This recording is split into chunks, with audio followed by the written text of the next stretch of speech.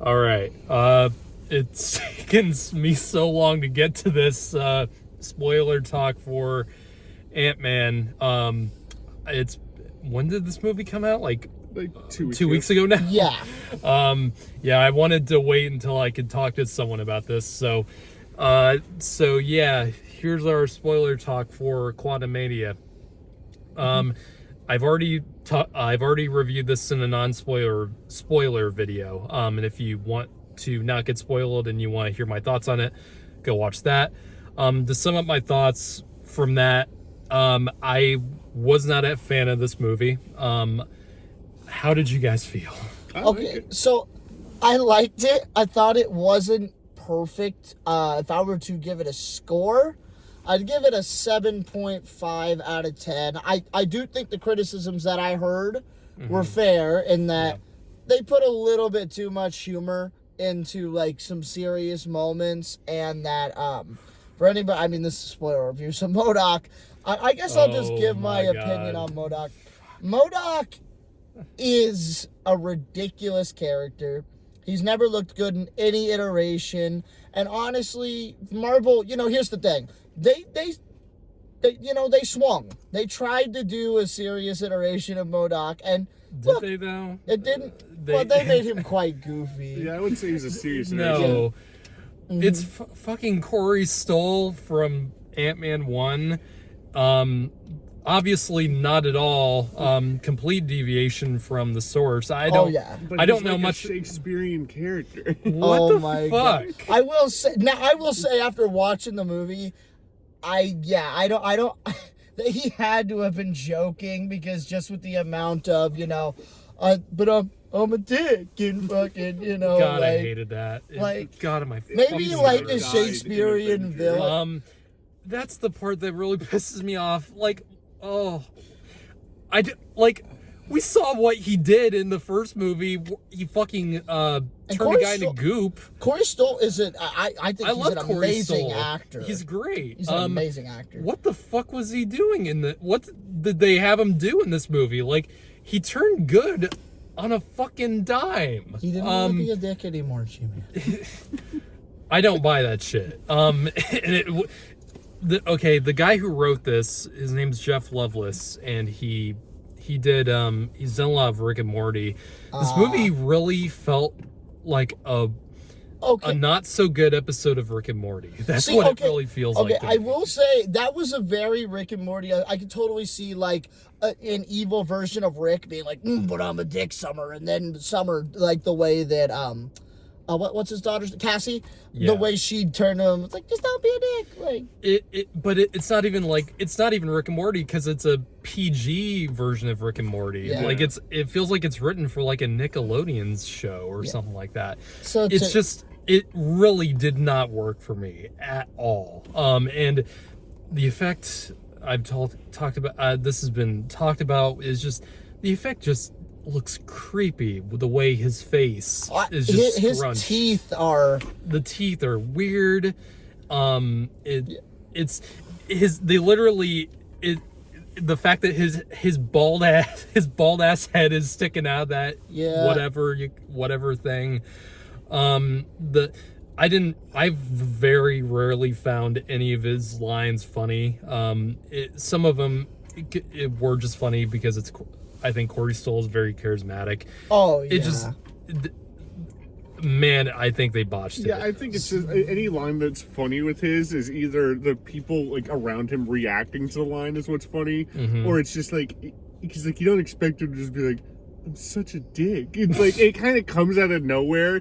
He says, "Look at me," and you're like, "Okay." And the next line is what comes out of nowhere, and it's kind of like I'm such a dick. Yeah, it's more like a surprise funny. Because he was pure evil in the first movie. I mean, he literally, was like killing people, and then just being like, "Oh well." Like, no, to finalize my thoughts on MODOK, he's a ridiculous.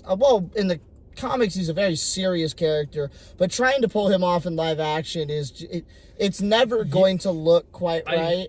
And I will say, for what the MCU went for making it that version of him, they tried. Yeah, they tried, and I will give them that. It looked very, very goofy. He at least looks better in the movie than he looks on the posters. The other thing with MODOK is that if the MCU ever was going to do MODOK and it wasn't this movie, the problem is he's such like an overarching villain for multiple people that it's like you could only really do him in either a big movie or you do him like you did in this, where it's a solo movie, but he would be the main villain. No one's ever going to take him seriously as a main villain in live action. I wouldn't want him as a main villain, whether it's an ensemble or solo movie. So using him as a secondary in this movie is like the only time it would have worked. I think a way I think this might have actually worked for me is because when the face thing is when he doesn't have the face, when he's not showing his face, and it's that shield thing he has, that looks badass. And when I saw that in the trailer, I was like, oh shit, MODOK might actually be really cool. It's like a jump scare whenever he takes the mask off. Yeah, and I think it would have actually worked for me if that was just if they actually made MODOK, if that was actually his face, and it was, you can still could have done the thing with Corey Stoll being that character. Like maybe if you animated that metal face thing, I think that would have been actually cool. And just not done the literally his head just is the I mean, here's what I will say to his point on Shakespeare. I understand what he's saying in that, because some Shakespeare characters and villains are just that. They are over the top. They are very, like, because I will say this, when MODOK was actually acting evil, I can see his comparison. I bought it. I did buy it. And because we've seen him as evil before. We know he can be evil. Yeah. So, because some Shakespeare villains, they you get what you get. They show up, they're bad, they're crazy, they're whatever. So very much like Richard III, I could buy him as that, but like in any other respect, and like, no, dude, that shit was goofy. I mean, yeah, because Shakespeare would have loved the line where, at least I died as an avenged. And this guy should know because he was actually just in a Shakespeare play. Yep. I think it's just a problem for me with Marvel turning villainous characters good for simply like no real legitimate reason. Like it's the same problem I had with Taskmaster and Black Widow. Well, Taskmaster's completely different. It's also just a problem with. Why would if he literally was willing to look at Cassie as a child and be able to say, like, I don't care that you're collateral. If you die, that's fine. But her as an adult, he's just like, he's willing to listen to her. Okay, he's going to turn on a dime because she told him not to be a dick. Mm-hmm. So moving on from MODOK, because we talked too long about MODOK. I said in my non-spoiler review, I think the thing that everyone agrees about this movie, most people agree on this movie about, that's good about it, is Jonathan Majors. Oh, he's amazing. He's great. Like, he's so intimidating in this film, and he's gonna have a good couple weeks because he's gonna be in another movie this weekend with Creed, and it's like my favorite. Like I said, there are cool action bits and pieces in this movie. And my favorite action sequence of the movie is easily the one where Ant-Man and Kang are duking it out in that scene. It's just just them beating the shit out of each other and Kang just whooping him. That was like, it's once again down to the charisma of Jonathan Majors in that part, and just how much just how badass he is in that in this movie. I love Kang's power set too. Yeah. His power set was so cool, and I can't wait to see what the other Kangs can do, because I will say one thing this movie did a very good job of showing you a very nerfed Kang, but the idea that a nerfed Kang can do the things he was doing in this movie, that's a scary thought. But what I don't like about it is that I don't know for specifically, or if this actually is the case, but he fucking like gets obliterated in like at the end of this. Like, I don't know if is he actually dead, So, or did he just get sucked I mean, in? Did you or watch the whatever? after credit scenes? Well, I mean, but those are different universe Kangs. So is the Conqueror? He's called the Conqueror. Yeah. Is this? So I assume this version of Kang is gone. There's a lot of theories going around about that I've been seeing, because the thing is, I mean, that orb is all about sending you anywhere in the multiverse in time or space. Yeah. So I've seen I think people are looking too much into the Secret Wars name for Avengers, because they're like, oh, he probably got sent ahead and he's become the Beyonder or something. No, I don't think this Kang is dead. I think he's just somewhere else now with absolutely no technology. Even if he's dead, in the Council of Kangs thing, there were Kangs that looked like him. You even have a Kang in the Council of Kangs who literally looks like the comic version of Kang the Conqueror. So I don't think he's the only Conqueror. I think he was the main Conqueror. Yeah. Ever since Loki, they've been trying to tell us that Kang isn't the main villain. It's all of the Kangs are the villain of the next phase. That's what worries me about the next two Avengers movies, is that I think they're only going to be a threat in the next one. Well, I think the Secret Wars' incursion is going to be caused by them. I'm just worried that because there's going to be so many different Kangs, we're not going to get really attached to any of them, any specific one. That's what worries me. I think they're going to try to lead us to get attached to those main three, the Ramatut, Immortus, and whatever the electronic one's name. I think they're going to try to get us attached, because those are very prominent Kangs in the comics. They're like the three that he battles with the most. And you got to remember, the timeline that Loki was in at the end, that statue was of Kang the Conqueror, wasn't it? Yeah. So maybe there's another main Conqueror. This movie, ultimately, I left this movie when I saw it, like, I left this movie actually less excited about Phase 5 than I was going in. But if the only thing I really got excited about coming out of this was Loki Season 2. That last post-credit scene was intriguing. So I guess they're time traveling now. Mobius and Loki. I mean, the TVA could always do that. Yeah, so. Yeah, because he was still at a TVA facility. No, it made sense. He's just shut off from. He doesn't know how to get back to Sylvie's. He's just trying to get this universe's Mobius to realize who Kang is. Mm-hmm. Yeah. So. I'm excited. Is that coming out this year or next year? Because with everything, Marvel's been pushing. Marvel's just been. They've been pushing back so many of their things, like in the past couple cool weeks. with them pushing back some shows. Yeah, I am absolutely cool with it. I wish they do more. I think they might be pushing to try to do more of the special presentations than they do the shows. I like those a lot. I think those work a lot better, especially since I've heard it's rumored they're working on like a Nova one, which I think would be cool. Sure. The thing that I think most people agree on is that Marvel is just doing way too goddamn much. They're doing a lot.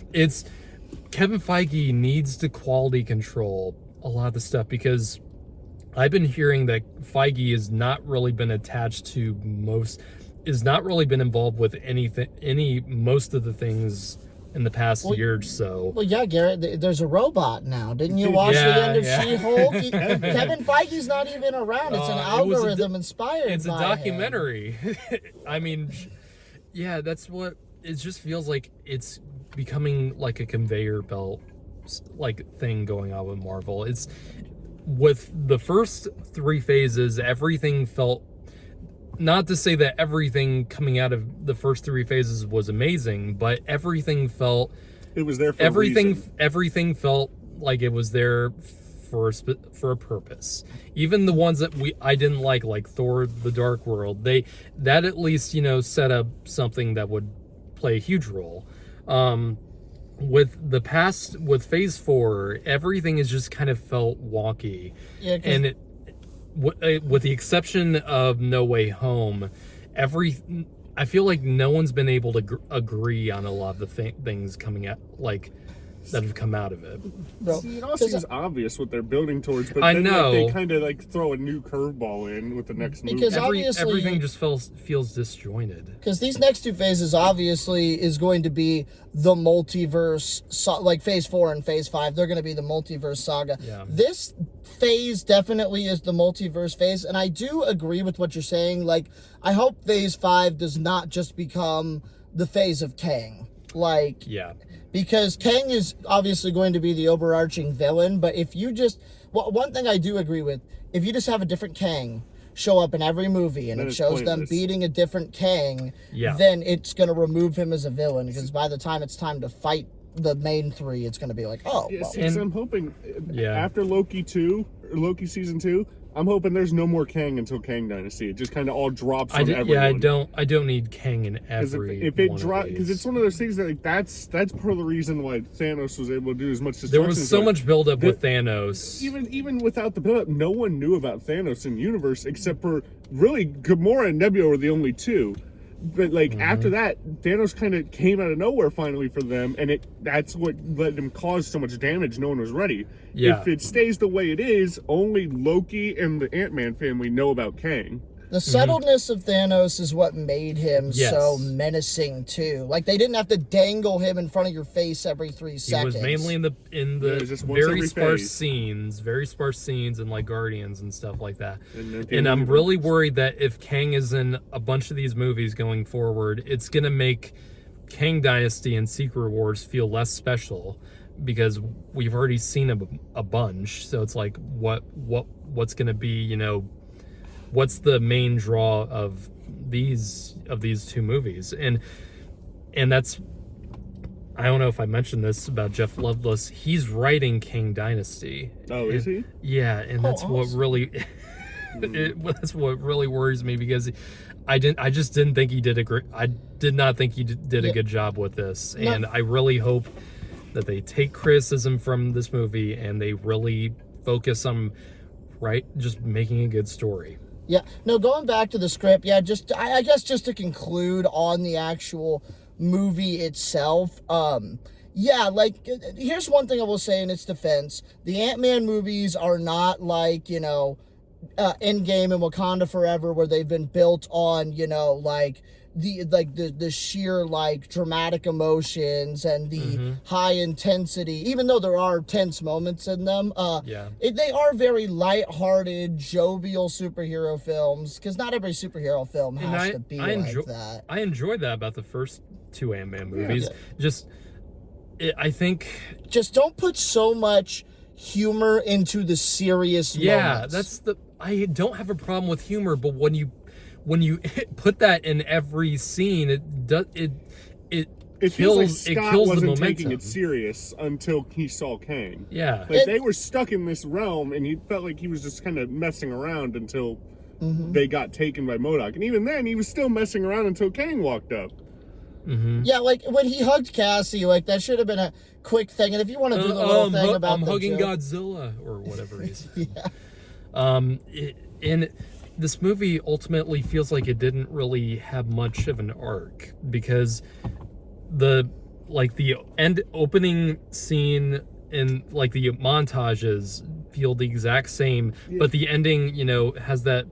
I did kind of like that thing where it was like, did we really kill Kang? And I like that, but it's like it feels like it didn't really mean anything, because we just I feel like it that ended on a very flat note for me. Yeah, honestly, it should have ended there when he started questioning it.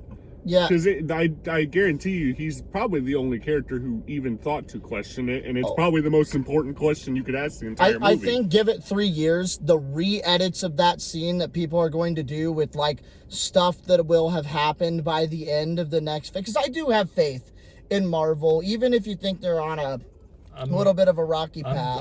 I have faith in the characters. I'm trying to have faith, but it just I have to criticize them because I don't want them to keep doing the same. It feels like they're suffering from the same few mistakes in a lot of things, and they really need to do better so that, you know, we end on a really high note with this. And with the first 3 phases, there was criticism for sure, but it never really felt like anything was wrong. It just felt like there were a few things that they could have done better, but everything felt okay. And then when Infinity War and Endgame ended, it just felt so satisfying, because it all felt it all felt natural, and it felt earned. It felt earned, and I'm really worried that Secret Wars is not going to feel earned with the way they're doing things. And, well, you got to remember this too, like, no matter, like, Kang, he is an amazing villain. He honestly cool. might be a better character and better villain than Thanos was. You got to remember this. I'm not sure. Endgame is not going, or my bad. These next two, they have reached their peak. Yeah. They probably will never get people in a movie theater to celebrate a superhero movie like that again. I don't think so at all. The only way that could ever happen is just, looking at DC's characters. Just throughout time, they've had the more, known, the more loved characters. That's the only way, and that's if James Gunn, has a successful revival. That's the only thing I could see rivaling an Endgame moment, is a Justice League movie that has a story as meaningful as that. And what I'm honestly, the only other Marvel thing that I'm looking forward to this year is Guardians Volume 3, and I really hope I love it, and I really hope it's as heartbreaking as it looks. Outside of that, I'm really not that excited about much going forward. I want to look forward to the Marvels, but I know nothing is known about it. Yeah, and I didn't like Captain Marvel, and so Captain Marvel's okay. I thought it was okay at best. But I think it was way too late in the phases. Yeah, and I didn't love the first movie, so I don't know why I'd be that excited about the next one. And I really did enjoy Miss Marvel quite a bit. I think Miss Marvel was very good. The reason I want to be more interested in it is because I want to see more of Miss Marvel and Monica Rambeau. I love Kamala. I want to see those two characters grow, because seeing Carol grow isn't as interesting anymore because she's already so powerful. I just want her to have a believable arc. Maybe don't make Carol here's the problem with with Captain Marvel. Don't make her insufferable. She's really cocky about her. She keeps showing up and getting humbled every time. And that's my problem with the first Captain Marvel. Is she didn't really change that much as a character from beginning to end, and that's kind of my problem with this movie too. I just feel like none of the characters really changed. Scott Lang is pretty much the same character that he is at the beginning and is at the end. You kind of expect Cassie to go through an arc where she grows. But she doesn't. No, she doesn't. Other than her getting in trouble at the beginning, but she doesn't care about getting in trouble. So what? She's her father's daughter, right? And it's not like there's any conflict with the Pims and the Langs in the beginning. There's not, and they're all fine at the end of this. I do agree. These movies need conflict in the actual relationships. Conflict, and I'm really afraid that just because we cared about the characters in the previous movies does not automatically mean that we're going to care about them in this individual movie. You still need to make this feel like a standalone movie enough. It still needs to have an arc. It still needs to have work as its own movie. And this, for me, this really didn't. I will say, the one character that really disappointed me in this movie is, I think, Hope. Yeah, she does nothing. really nothing. She did, and now except she's for saving Scott at the end, she did fucking nothing. Bro, we do not need a WASP solo movie. We have had enough Ant-Man projects. Don't you dare make a series off of her. Literally, fuck no. Literally, all she can do is and I hate to be this way. Literally, she's a less exciting version. She was exciting at first because she had the ability to fly, but she can't even get big. She seems to do more good work working for her company than she did as the Wasp. Yeah. Which is that's fine. That's actually a really cool way to take the character if she kind of stopped doing that and focused more on using her company for good. That's kind of a more interesting way. But then she puts the suit on for this movie and she does nothing. And she saved Scott when he was then all of the versions of himself. But and other than that, she didn't really do much else. She kind of was just there getting mad at her mom. All she does, deservedly, but she was just getting mad at her mom. All she does in this movie is save Scott twice. Yeah. And I didn't even love the second movie, Ant-Man the Wasp. Yeah. But I mean, she at least did stuff in that. She was the more competent one. It felt like. In this, she does fuck all. And one more thing I'd like to bring up is why it is Michelle Pfeiffer. Why does she withhold that secret for so long? there I is asked no y'all that. reason. Why? Why no would you reason. not tell Why keep people the about secrecy? Kang? Then she gets so mad when people get still interested in the quantum. We She's like, understand I told you we're it's already- traumatizing. People need to know about Kang. That'd be like basically if you went out and found out, like, yeah, there are aliens on Mars. They're gonna come over here and beat But all there's of no us. way for them to leave right now. It's Yeah, the so only- I just might as well not even tell you. Like, no. It's like if Gamora in the first two Guardians of the Galaxy never mentioned Thanos. It's like, why Like, would... my dad is okay. He was kind to me. It's, Yeah. it's egregious that she never says anything in the time she's back, and it's even more egregious how upset she gets with Yeah, people yeah. when they learn about she it gets and they're upset. Yep. She's like, "Well, I had my reason." Gosh, and quick comment before we finish this. I just want to say, jumping back to Captain Marvel, I don't want anyone to think that I am a Captain Marvel hater, because I know I said, like, make her less... No. So I actually really, really enjoy, and I'm in the, minority here, I really enjoyed the Captain Marvel movie. I really like the character. Just quit having her show up, run her mouth, and then get humbled into oblivion. That's Either make her super strong that's or make happened her way learn. that's happened way too many times in these movies, and I'm not one of these game geeks and gamers fuckers on YouTube that like made like 100 videos on Brie Larson. I like Brie Larson. Oh, no, I think she's great. amazing. I just wish she was given better material. That's She all. deserves it. And she deserves it. She's Academy Award winner Brie Larson. She deserves that shit. So yeah, I honestly don't have much else to say. I'm fingers crossed, hoping amazing things for Guardians 3.